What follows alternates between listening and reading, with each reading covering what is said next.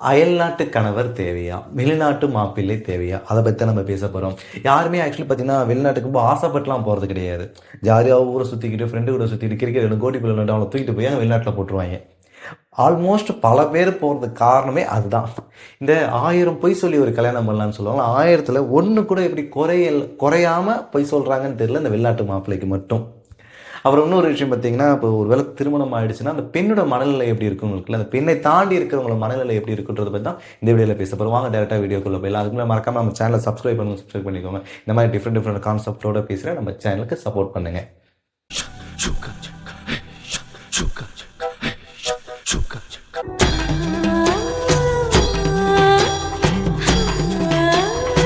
வெளிநாட்டு மாப்பிள்ளை தேவையா அப்படின்றதுக்கு முன்னாடி இந்த ஃபர்ஸ்ட் ஏன் ஒருத்தன் வெளிநாட்டுக்கு போறான் அப்படின்றத தெரிஞ்சுக்கணும் இல்லையா? ஏன்னா இந்த 18 வயசுலேருந்து 23 வயசு இருக்கு இல்லையா?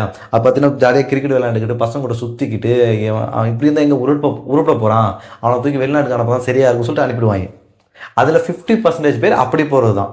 சில பேர் பார்த்தீங்கன்னா அப்படி சொல்லி தங்கச்சி கல்யாணம் பண்ணணும், அக்கா கல்யாணம் பண்ணணும், ஒரு பொறுப்போட இப்போ வீட்டில் கடை இருக்குது, கடை அடைக்கும் போகிறது. மீதி 10% வந்து எதுக்கு அவன் போகிறானே தெரியாதுங்க. இந்த ரீல்ஸ்லாம் பார்த்துக்கிட்டு சில பேர்லாம் போனோன்னே இந்த ஃபெராரிக்கு முன்னாடி ஃபோட்டோ எடுத்துக்கிறது, இந்த ஆடிக்காருக்கு முன்னாடி ஃபோட்டோ எடுத்து போட்டுருவான். ஓ, வெளிநாட்டுக்கு போனால் இப்படி இருக்குது, ஜாலியாக இருக்கும் போலுக்கு, ஜாலியாக இருக்கலாம் போல் அப்படின்னு நினச்சிக்கிட்டு போகிறது.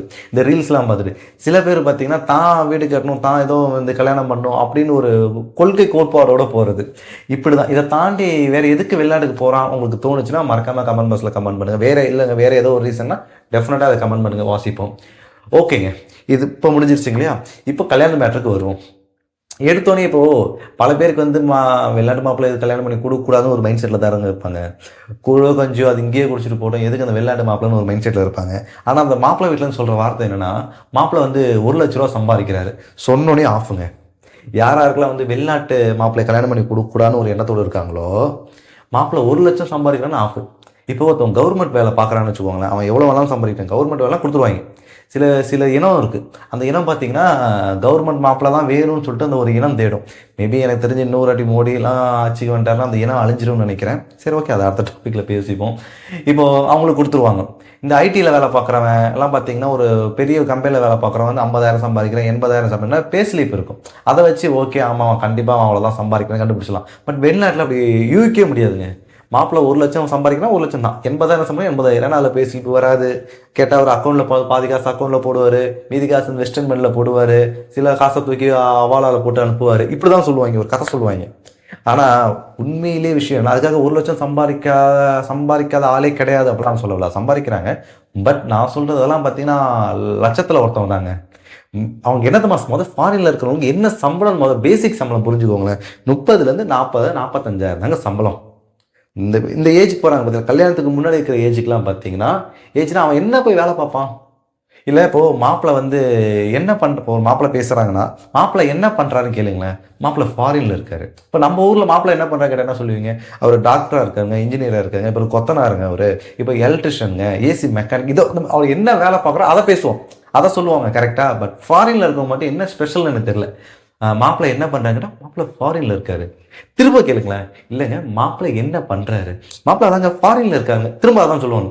கூப்பிட்டு நிதானமாக, இல்லைங்க மாப்பிள்ளை எங்கே இருக்காரு, எந்த தெருவில் இருக்காருன்னு கேட்கல, மாப்பிள்ளை என்ன வேலை பார்க்குறான்னு கேளுங்களேன்.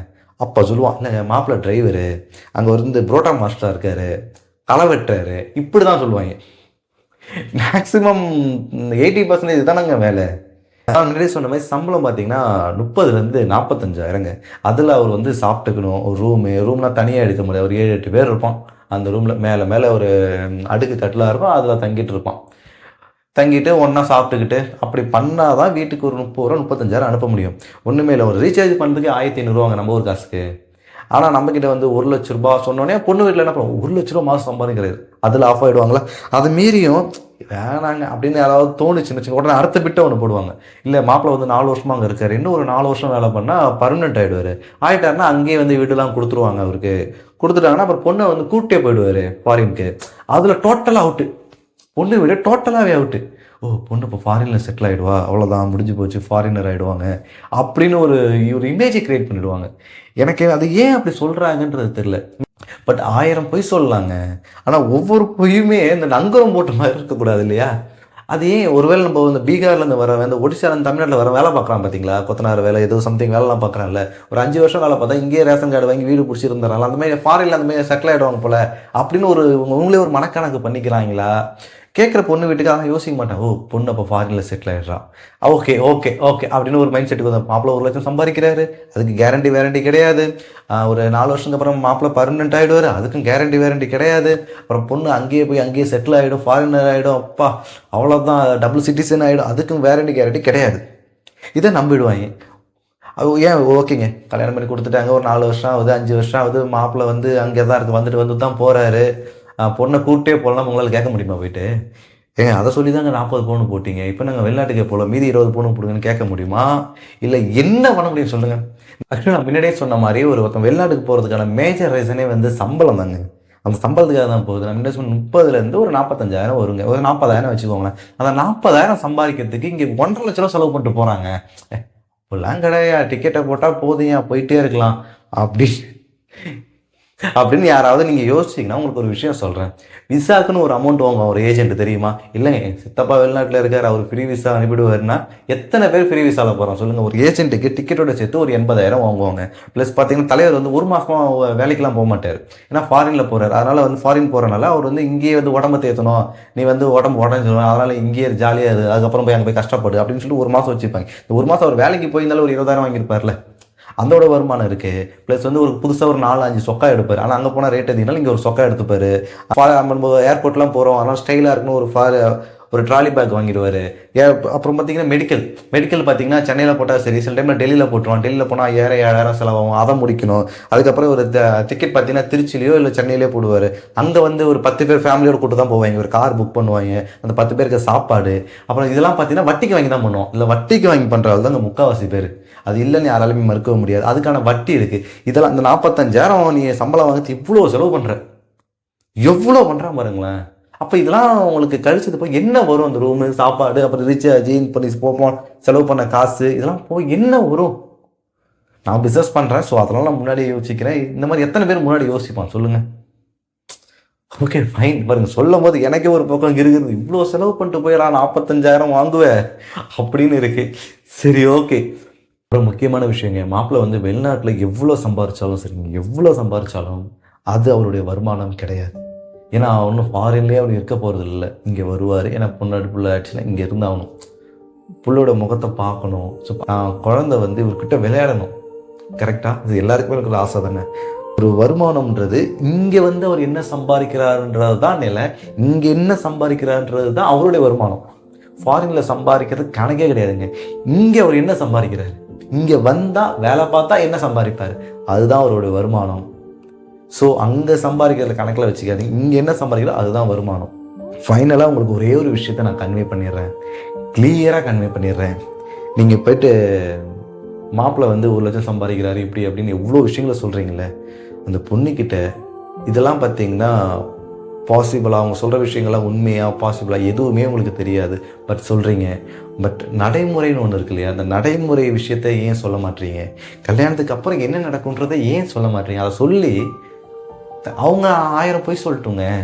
பொண்ணு வீட்டில் நீங்கள் உண்மையை சொல்லுங்கள் அந்த பொண்ணுக்கிட்ட. அவள் தானே வாழ போகிறா, அவகிட்ட போயிட்டு மாப்பிள்ளை வந்து நிச்சயத்துக்கு ஓகே, மாப்பிள்ளை பிடிச்சி போச்சு எல்லாம் ஓகேங்க, ஓப்பனாக சொல்லுங்கள். இது நடக்காதுன்னு யாராவது ஒரு நாள், இப்போ நான் சொல்கிறது வந்து நடக்கவே நடக்காதுங்க. அந்த வெளிநாட்டு மாப்பிள்ளை இருக்கிற குடும்பத்தில் இது நடக்கவே நடக்காதுன்னா தயவு செஞ்சு நீங்கள் தாராளமாக சொல்லலாம், திட்டி கூட கமெண்ட் பண்ணிட்டு போங்க. அந்த பொண்ணுக்கிட்ட போய் சொல்லுங்கள், மாப்பிள்ளை வந்து நிச்சயத்துக்கு வரலையா, ஏன்னா அவர் வந்தார்னா flight ticket, up and down ticket, 1 மாதம் வேலை பார்க்காதனால சம்பளம் ஒரு 1,50,000 லட்ச ரூபா மாப்பிள்ளைக்கு நஷ்டம். ஸோ அதனால் அவர் வந்து நீங்கள் தாமதும் செலவு பண்ணுங்கள், காசு மட்டும் அனுப்புகிறேன்ட்டார். அவர் நிச்சயத்துக்கு வரமாட்டார், அவன் பக்கத்தில் அமர மாட்டார், அவன் ஃப்ரெண்டு வந்தால் எப்படியாவது சமாளிச்சிடு, அந்த வார்த்தையை சொல்லுங்கள். ஏன்னா அது நடக்கும்ல. ஃபாரினில் வேலை பார்க்குற மாப்பிள்ளை 190% பேர் நிச்சயத்துக்கு வந்தது சரித்திரம் கிடையாதுங்க. கல்யாணத்துக்கு நிற்க அதுதான் வருவார். அதுவும் பார்த்தீங்கன்னா 1 வாரத்துக்கு முடிவார். ஏன்னா நடுவில் 2 மாதம் தானேங்க கேப்பு. ஸோ அந்த 1 வாரம் கேப்பில் அதெல்லாம் வருவார். நிச்சயத்துக்கு வரமாட்டேன். எனக்கு தெரிஞ்சு உங்களுக்கே தெரியும்னு நினைக்கிறேன், இந்த வெளிநாட்டில் மாப்பிள்ளை இருந்துட்டாருன்னா இங்கே இருக்கிற கல்யாணம் நிச்சயம் பண்ணுருவாங்க. நிச்சயத்துக்கு வரமாட்டாருன்றதே 3 நாளுக்கு முன்னாடி தான் எங்கள் பொண்ணுங்களுக்கே தெரியும். கல்யாணம் பண்ண போகிற பொண்ணுக்கே தான் தெரியும், மாப்பிள்ளையை பாத்திர மாட்டோமா ஒரு ஏக்கம் எல்லாருக்கும் இருக்கும் இல்லைங்க. ஃபோட்டோவில் காட்டுவாங்க, நேரில் எப்படி இருக்காரு. ஏன்னா அந்த ஃபோட்டோ கூட பார்த்தீங்கன்னா ஆரம்பத்தில் ஸ்டேஜில் எடுத்திருப்பாங்க, வெளிநாட்டுக்கு போகும்போது ஒரு எடுத்திருப்பாங்க, அதுதான் படிப்பார். அதுக்கப்புறம் இப்போ எப்படி இருக்கான்றது வந்தால் தான் நிலை தெரியும். அது பாத்திர மாட்டோமான்றது அவர் வரமாட்டாருன்றதே அது பொண்ணுக்கு 3-4 மணி நேரம் தெரியும். அது சொல்ல மாட்டாங்க, சொல்லணும்னு தோணாது. இந்த பொண்ணு வரும்னு நினச்சிட்டு இருப்பாங்க. ஏன்னா அப்படி தான் அவள் பழக்கப்பட்டா. எல்லா நிச்சயதார்த்தமே மாப்பிள்ளை பொண்ணு இருப்பாங்க. ஆனால் நம்மளுக்கு இல்லையன்றது அது அவங்களுக்கு அப்போ தான் தெரியும். அந்த விஷயத்தை அவங்களுக்கு கன்வே பண்ணுங்க. நிச்சயத்துக்கு வரமாட்டாங்க, கல்யாணத்துக்கு வந்தாங்கன்னா வருவார், 2 மாதம் இருப்பார், புது ஜோடி ஊரை சுற்றுவீங்க, ரைட்டு வெளிநாட்டுக்கு போயிடுவார். நீங்கள் அப்புறம் என்ன கன்சீவ் ஆகிடுவோம், குழந்தை வீடியோ காலில் பேசுவீங்க. வீடியோ காலில் பேசுகிற மனதைரியம் உனக்கு இருக்கா?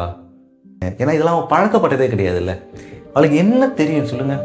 இந்த வீடியோ பார்க்குற நீங்கள் இந்த வார்த்தையை உங்கள் மனைவி கிட்ட யூஸ் பண்ணுறது எத்தனை வாட்டி யூஸ் பண்ணியிருப்பீங்க இந்த ஒரு வருஷத்தில்? யோசிச்சு பாருங்களேன். இந்த சிம்பிளான வார்த்தை, ரெடியாகன்னு நம்ம படத்துக்கு போகிறோம், இந்த வார்த்தையை உங்கள் மனைவி கிட்ட இந்த ஒரு வருஷத்தில் எத்தனை வாட்டி யூஸ் பண்ணியிருப்பீங்க? ரெடியாக நம்ம சாப்பிட போகிறோம், வெளியே போகிறோம், ஃபங்க்ஷன் போகிறோம், வாட் எவர்.